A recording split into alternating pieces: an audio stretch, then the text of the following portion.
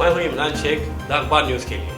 जिस तरीके से अखबार न्यूज़ ने आपको पिछले 2 हफ्ते में आपको बताया था कि मुंबई में कुर्ला के जगह पे जहां पर कुर्ला को अपना प्रीमियर रेसिडेंसी में एक बहुत बड़े स्कैम की घोटाले की जो मामला सामने लेकर आया था अखबार न्यूज़ से, तो उस तरीके से उसमें जो बताया गया था कि किस तरीके से लोगों को ठगा गया है एक आफाक शेख नामक ने, और लोगों ने उस चीज़ को लेके पुलिस तक गई है, पुलिस से मदद मांगने की कोशिश की है, लेकिन पुलिस ने इस जो हुआ है, जो बहुत बड़ा स्कैम हुआ है, उसके ऊपर कोई रिएक्शन, कोई एक्शन नहीं दिया। लोग किस तरीके से परेशान हैं उन चीज़ों को लेके जो ओरिजिनल ओनर है, जो रियल ओनर है, वो किस तरीके से जो वहाँ के टेनेंट है उनके ऊपर जोर ज़बरदस्ती कर रहे हैं, और जो फेक डॉक्यूमेंट जो आफाक शेख ने बनाया था उसका कोई भी मुद्दा, कोई भी चीज़ लायक की नहीं थी। आइए अभी हम आपको बताएंगे कि किस तरीके से हमारे जाफर उस्मान शेख जो फील्ड रिपोर्टर है उन्होंने किस तरीके से इस चीज़ को कवर किया और इस चीज़ को उठाया है कि लोगों की मदद की जाए, और जो इसमें जो इन्वॉल्व है, चाहे जिस तरीके से सोसाइटी का नाम आ रहा है, सेक्रेटरी का नाम आ रहा है, चेयरमैन का नाम आ रहा है, वो सबको उठाया जाए जो भी स्कैम में मौजूद है। 3.5 से 4 करोड़ का मुद्दा है, बहुत बड़ा मुद्दा है जो कुर्ला में प्रीमियर रेसिडेंसी में लिया हो रहा है। ऐसे काफ़ी और मुद्दे हैं जो दबे हुए हैं, जो अखबार न्यूज़ चाहती है कि उन चीज़ों को उठाया जाए, और आप देखिए किस तरीके से लोगों ने इस चीज़ को अपने आप को सेफ होने के लिए, बचने के लिए लॉयर से किस तरीके से बात किया और पुलिस से क्या मदद मांग रही है, आइए देखते हैं। मैं हूं जाफर उस्मान शेख द अखबार न्यूज़ से। जैसे कि हमने पिछली बार बताया था कि कुर्ला के अंदर प्रीमियर रेसिडेंसी की कोऑपरेटिव हाउसिंग सोसाइटी के अंदर एक आफाक शेख नाम का बंदा था जिसने करीबन 3.5 से 4 करोड़ का घपला किया, यानी फैक ऑनर बनकर उनके पैसे ढके। तो एक पैसे ढकने की वजह ये थी कि उनको ये बताया गया था कि ये फ्लैट मेरे हैं, मैं इसका ऑनर मैं हूँ, लेकिन ऐसा कुछ नहीं था, जिसमें से अभी तक फ़िलहाल 11 से 12 लोग उसके शिकार हो चुके हैं, और 11-12 लोग से हमने पिछली बार सारी बातें बताई थी। लेकिन अब सबसे बड़ी मुश्किल ये है सामने कि इनकी जो FIR पुलिस ले नहीं रही है। ये पिछले कई दिनों से डेली पुलिस स्टेशन में जाके हाज़िरी लगा रहे, लेकिन पुलिस वाले इनकी कोई सुनवाई नहीं कर रहे हैं। तो उसी सब्जेक्ट पे आइए, उसी विषय में हम बात करते हैं फिर से उन्हीं लोगों से जो बेचारे डेली अपना पैसा भी गंवा चुके हैं, अपने दिन भी गंवा रहे हैं, और आज वो बुरे हालात में। और कुछ लोगों का ये भी कहना है कि जो ऑनर है वो कह रहे हैं कि भाई आप अपना घर खाली कर दें, अपना फ्लैट खाली करें और आप कहीं भी चले जाए, तो यानी धमकी भी उनको मिल रही है। तो उनकी परेशानी जानते, क्योंकि ऐसे और भी लोग हैं, अभी सामने आए नहीं। हमारे वीडियो के बाद, हमारी जो वीडियो आई है बाहर वायरल हुई, उसके बाद कई लोग सामने आए कि बता रहे कि हमारे साथ भी ऐसा हुआ, धोखाधड़ी हुई। लेकिन अब जानते हैं उन्हीं की ज़ुबानी कि आखिर पुलिस उनके साथ क्या ज़्यादती करे। आइए जानते हैं उन्हीं से, क्योंकि FIR पुलिस ले नहीं रही, आखिर क्या मसला है। वो सिर्फ घुमा रहे हैं, आज आइए कल आइए, FIR तो ले नहीं रहे हैं। अभी कुछ समझ में नहीं आ रहा है, क्योंकि उनको यही बोल रहे हैं कि आप FIR लो। वो लोग बोलते हैं आज आए, कल आओ, परसों आओ, यही चल रहा है। बोलो FIR नहीं लेंगे जब तक कि हम लोग कुछ नहीं हो पाएगा। घर तो है ही नहीं, पैसे भी चले गए हैं, अभी कोई एक्शन नहीं ले रहा। अब एक ही हम लोग के पास रास्ता है कि या तो हम लोग सुबह से शाम तक के बाद पुलिस वाले के सामने बैठ के धरना देना पड़ेगा। बस एक ही रास्ता बचा, क्योंकि हम लोग का तो घर तो, क्योंकि ओनर हम लोगों को बहुत प्रेशर कर रहे हैं कि आप खाली करो, और FIR ले नहीं रही है पुलिस। ऑनर यानी धमकी दे रहे हैं कि आप घर खाली करें, क्योंकि पुलिस जो है उस पर कोई एक्शन ले नहीं रही है। तो आप बताइए, आखिर आपको भी परेशानी हो रही है इस चीज़ की? ऑफकोर्स परेशानी हो रही है। हम लोग को ओनर लोग फ़ोन करके बोल रहे घर खाली करने कि हमने हैवी डिपॉजिट दिया है, हमें पता है कि हमारा ओनर सिर्फ आफाक है। अब वो बोल रहे हैं कि हम ओनर हैं, तो अभी हम लोग किसको ओनर माने, आप बताएं। लेकिन ये मसला ये है कि सबसे बड़ी ये ऑनर अभी तक कहाँ थे? जो ऑनर थे, घर मालिक जिसे कहते हैं, वो अभी तक नहीं थे। अब वो अचानक इस पिक्चर में आ गए और बता रहे कि आप निकल जाइए। उनकी भी कोई जिम्मेदारी होती है, अभी तक कहाँ थे ऑनर?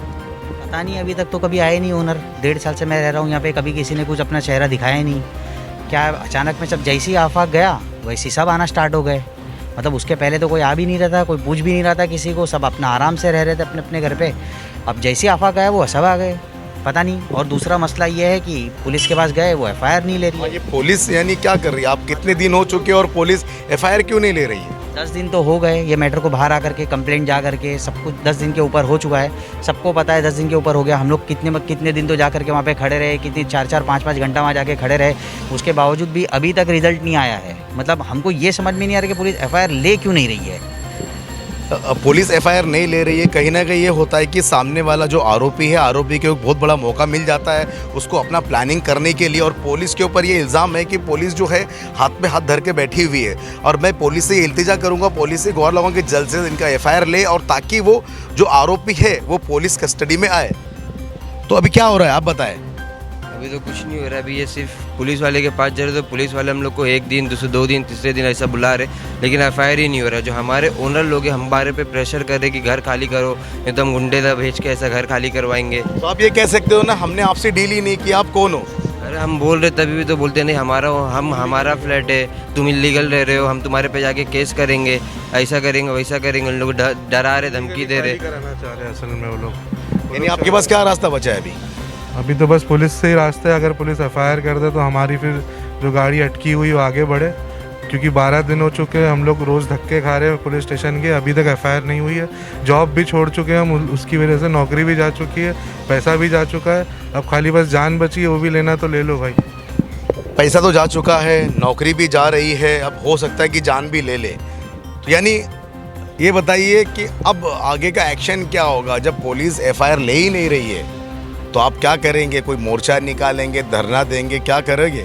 सर धरना ही बचा है अभी।